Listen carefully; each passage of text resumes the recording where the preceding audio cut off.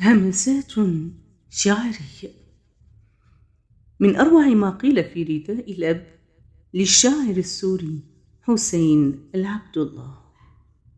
لو أمطرت ذهبا، لو أمطرت ذهبا من بعد ما ذهب، لا شيء يعدل في هذا الوجود أبا.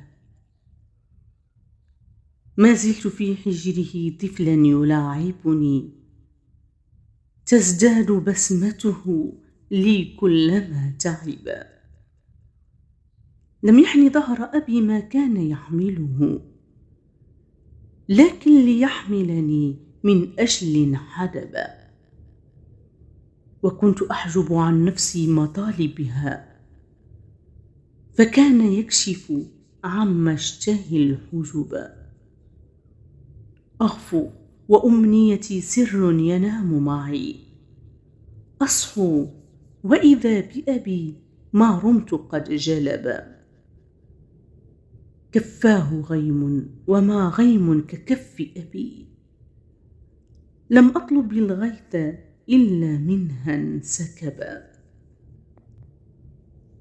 يا ليتني الأرض تمشي فوقها فأرى من تحت نعلك أني أبلغ الشهبا. مهما كتبت به شعرا فإن أبي في القدر فوق الذي في الشعر قد كتبا. يا من لديه أب أهملت طاعته، لا تنتظر طاعة إن صرت أنت أبا. فالبر قرض إذا ما أقرضته لأب، يوفيكه ولد والبر ما ذهبا.